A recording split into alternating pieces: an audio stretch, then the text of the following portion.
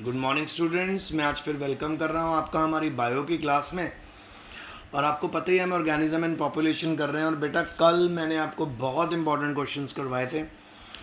उन्हीं क्वेश्चंस में से एक क्वेश्चन था जिसके अंदर मैंने आपको बताया था कि किस तरह से ग्रोथ कर्व वेरी करती है। एक सिग्मॉइड ग्रोथ कर्व करवाई थी, एक आपको मैंने एक्सपोनेंशियल ग्रोथ कर्व करवाई थी जिसको जे शेप बोलते हैं।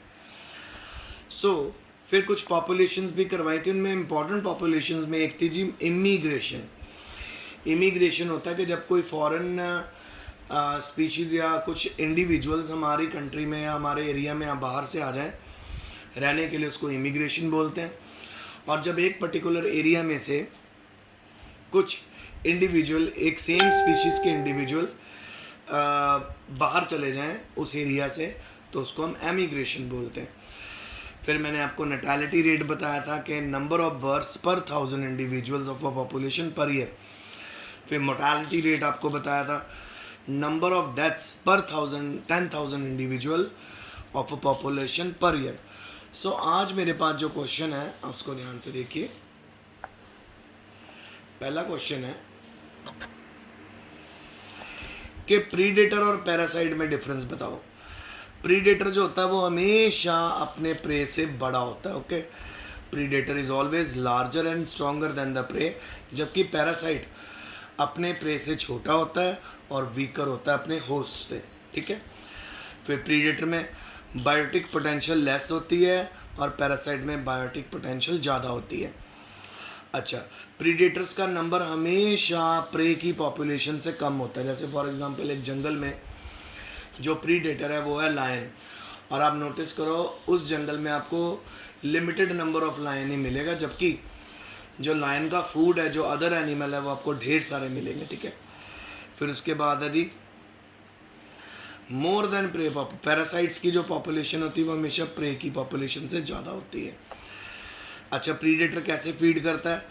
सबसे पहले वो प्रे को मार देता है, उसको मारने के बाद वो उसके ऊपर फीड करता है, जबकि पैरासाइट जो होता है वो living feeds on living host, वो लिविंग होस्ट के ऊपर फीड अपॉन होता है। अब ये क्या चक्कर है बेटा? फॉर एग्जांपल लीच ले लो, फिर उसके बाद आप ले लो मॉस्किटो। ये सारे पैरासाइट की कैटेगरी में आएंगे। क्यों आते हैं ये लोग पैरासाइट की कैटेगरी में? क्योंकि जो लीच हो गया या मॉस्किटो हो गया, ये ब्लड सक करते हैं, चाहे वो ह्यूमन बींग्स के ऊपर से करें, किसी एनिमल के ऊपर से करें। पर जो उनका होस्ट होता है, यानी जिस ऑर्गेनिज्म की या एनिमल की बॉडी से ब्लड सक करते हैं, वो लिविंग होता है। ठीक है। पर प्रीडेटर के अंदर क्या होता है? उल्टा। तो शेर भी जब बेटा अपने फीड खाएगा या जो अपना फूड खाएगा उसको मारने के बाद ही खाता है ना, तो प्रीडेटर हमेशा अपने प्रे को किल कर देता है, जबकि पैरासाइट अपने होस्ट के ऊपर फीड्स करता है जब वो जिंदा होता है। It feeds on living host. Next है जी प्रीडेटर प्रे रिलेशनशिप स्ट्रॉन्गर होती है। स्ट्रॉन्गर ऑर्गेनिज्म इज बेनिफिटेड, यानी प्रीडेटर प्रे रिलेशनशिप में जो स्ट्रॉन्गर ऑर्गेनिज्म होता है उसको बेनिफिट होता है, दूसरे को नुकसान। सो ऑब्वियसली प्रीडेटर को तो बेनिफिट होगा, प्रे को नुकसान। जबकि इधर पैरासाइट होस्ट रिलेशनशिप में वीकर ऑर्गेनिज्म इज बेनिफिटेड। समझ गए?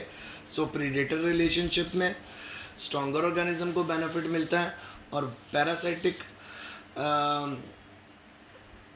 रिलेशनशिप में वीकर ऑर्गेनिजम्स को बेनिफिट मिलता है। ऑब्वियसली अगर हमारे ऊपर मच्छर आके हमारा ब्लड सक कर रहा है तो हमें तो नुकसान ही नुकसान है। डेंगू भी हो सकता है, ठीक है, ब्लड इन्फेक्शंस भी हो सकते हैं, और फ़ायदा उस सिर्फ मॉस्किटो को ही है। फिर अगला क्वेश्चन है बेटा बड़ा इंटरेस्टिंग, पॉपुलेशन और कम्युनिटी में डिफरेंस बताइए। पॉपुलेशन जो है वो किसी भी ऑर्गेनाइजेशन का सबसे स्मॉल यूनिट है। It is a small unit of organization. और कम्युनिटी है जी लार्ज यूनिट ऑफ ऑर्गेनाइजेशन। अच्छा, और पॉपुलेशन में there is no relationship of eating and to be eaten. खाना क्या है, किसने खाना है, वो चीज़ें इसमें नहीं इंक्लूड होती। जबकि कम्युनिटी में जैसे बायोटिक कम्युनिटी होती है, हमेशा रिलेशनशिप होती है ईटिंग और बीइंग ईटन में। तभी तो फूड चेन्स बनती हैं, फूड वेब्स बनते हैं। सो कम्युनिटी में आपको प्रोड्यूसर्स भी मिलेंगे, कंज्यूमर भी मिलेंगे, primary consumer, secondary consumer, so on. अच्छा, पॉपुलेशन में जो इंडिविजुअल्स होते हैं, पॉपुलेशन के जो इंडिविजुअल्स होते हैं वो आपस में आसानी से ब्रीड कर सकते हैं फ्रीली, जबकि कम्युनिटी में इंटरब्रीडिंग जो होती है वो एब्सेंट होती है अलग अलग तरह की कम्युनिटीज़ के बीच में। ऑब्वियसली अब आपके पॉपुलेशन में एक ही स्पीशीज़ आपने स्टडी करनी है, जबकि अगर मैं आपसे बात करूं कम्युनिटी की, उसमें तो डिफरेंट स्पीशीज़ होंगी, तो डिफरेंट स्पीशीज़ आपस में इंटरकोर्स नहीं कर सकती ना। सो इस करके पॉपुलेशन में इंटरब्रीडिंग पॉसिबल है, फ्रीली है, जबकि कम्युनिटी में इंटरब्रीडिंग पॉसिबल नहीं है, फ्रीली नहीं है।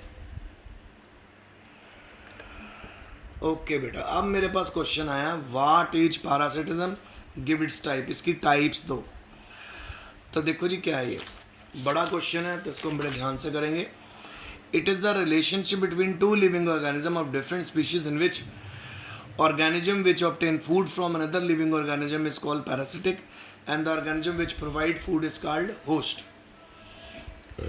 So parasitism क्या होता है, जिसमें दो ऑर्गेनिजम्स के बीच में रिलेशन होती है, एक होता है वीकर ऑर्गेनिज्म, एक होता है बड़ा और स्ट्रॉन्गर ऑर्गेनिज्म। वीकर ऑर्गेनिज्म यहाँ पे बेनिफिटेड है क्योंकि वो होस्ट की बॉडी से अपनी सारी न्यूट्रिशन ऑब्टेन कर लेता है, और ये पैरासिटिज्म जो है ये सिर्फ जो गेस्ट है उसी के लिए ये बेनिफिटेड है, बेनिफिशियल है, होस्ट को तो इससे नुकसान ही नुकसान है। ठीक है, तो यहाँ पे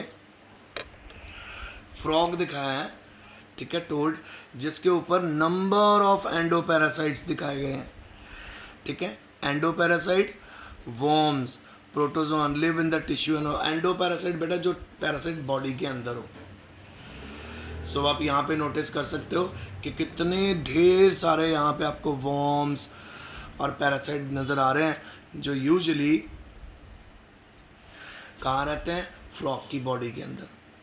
ठीक है, सो ये एंडोपैरासाइट। और हमारी बॉडी के ऊपर जो पैरासाइट आके अटैक करते हैं, अटैच होते हैं, जैसे लीच लग जाए, फिर उसके बाद लीच लग जाए, फिर उसके बाद आपकी बॉडी के ऊपर अगर मॉस्कीटो आके बाइट कर ले, ठीक है ना। सो ये होते हैं एक्टोपैरासाइट जो बॉडी के बाहर होते हैं, और एंडोपैरासाइट जो बॉडी के अंदर होते हैं।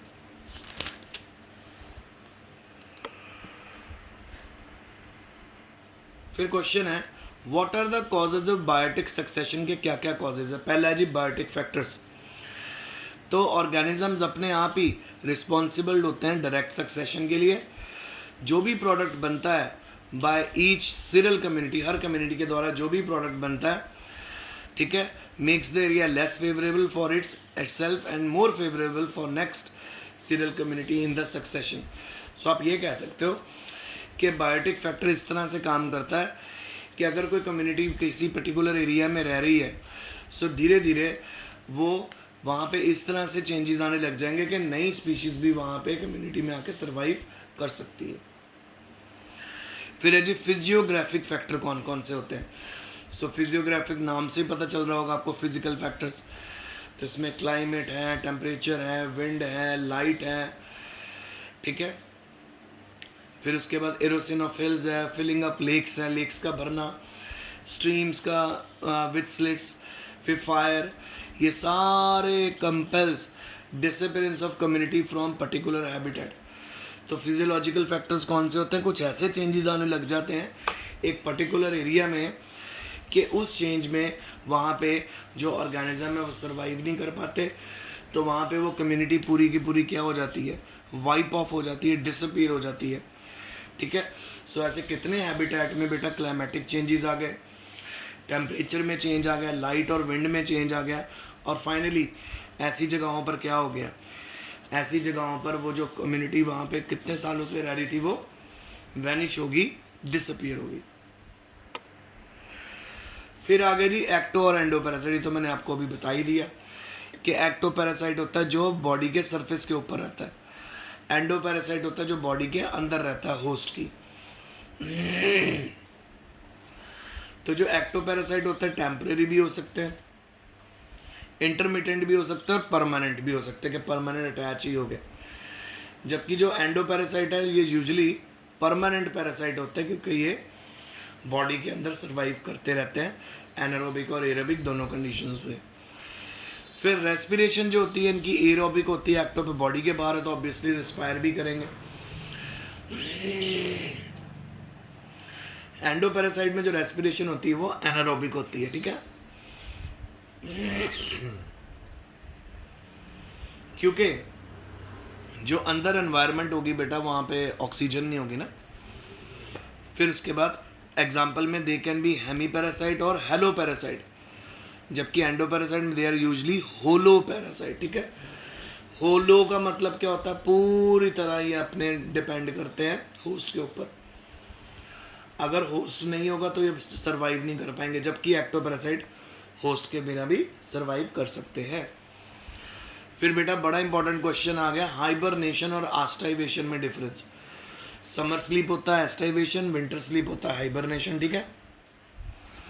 सो दोनों में हाइबरनेशन में क्या होता है, ये बड़ा लॉन्गर होता है, लंबे समय के लिए होता है, और होल ड्यूरे पूरी विंटर में ये रहती है हाइबरनेशन, जबकि एस्टाइवेशन होती है बहुत थोड़े समय के लिए रहती है, ड्राई डे टाइम में, for not dry day time at night are cooler, so ये थोड़े समय के लिए होती है, ठीक है। सो आप ये कह सकते हो कि डे टाइम में जितने एनिमल्स और ऑर्गेनिज्म में एस्टाइवेशन हो रही है, डे टाइम में वो अपने एक्टिविटीज़ शो नहीं करते पर रात को ज़रूर शो करते हैं। फिर लास्ट पॉइंट है जी हाइबरनेशन में, the animals rest in a warm place, animals warm place में रहते हैं, ठीक है, और एस्टाइवेशन में animal rest in a cool place, क्योंकि हाइबरनेशन है तो कहाँ हो रही, विंटर में। सो विंटर में एनिमल ऐसी जगहें ढूंढते हैं जहाँ पे थोड़ा उनको गर्माहट मिले, और एस्टाइवेशन में ऐसी जगह ऑर्गेनिज्म ढूंढते हैं जहाँ उनको क्या मिले, कूल एनवायरनमेंट मिले, ताकि वो अब स्क्राउचिंग हीट से बच सकें। तो ये आज का लेक्चर था, होप आप बच्चों को समझ आया होगा, कल मैं आपको आगे लेके जाऊंगा। तो आज इतना ही, stay home, stay safe, best of luck and study hard.